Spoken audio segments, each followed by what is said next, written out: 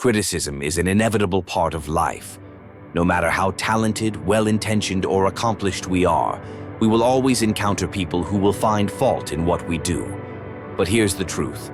Criticism doesn't define us. How we respond to it does. We all face two kinds of criticism. The first is constructive criticism, the kind that helps us grow, that comes from those who genuinely want to see us succeed.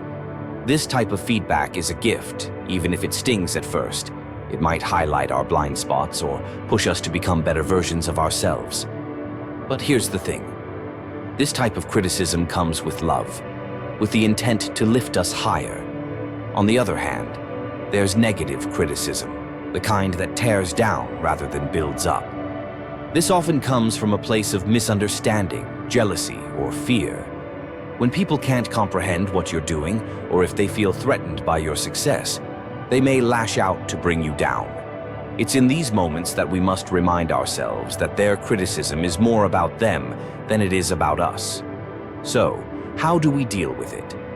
Let's look at an ancient story that teaches us about handling criticism. In the time of the Buddha, a group of people visited different monks seeking guidance.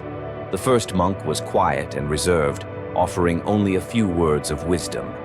The people criticized him, saying he knew too little because he spoke so little. They moved on to another monk who explained deep and profound teachings, but they criticized him too, saying his teachings were too complex. Finally, they approached a third monk who explained things in a simple, straightforward manner, and yet again they criticized, saying his teachings were too superficial. Confused by the constant criticism, these monks approached the Buddha. His response was profound. No matter how you choose to live, whether you speak little, teach profound ideas, or keep things simple, you will always be criticized. It's a fact of life. There has never been anyone who has escaped criticism, no matter how righteous or wise they were. So, what do we take from this story?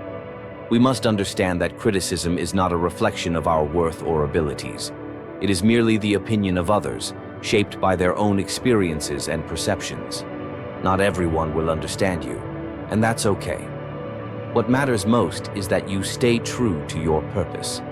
If you are doing something meaningful, something that serves both yourself and others, then continue, regardless of what the critics say. Do not let the voices of doubt silence your passion or deter you from your path. People may not understand your journey, but as long as your intentions are pure and your actions are aligned with your values, you must keep going. In the end, remember this.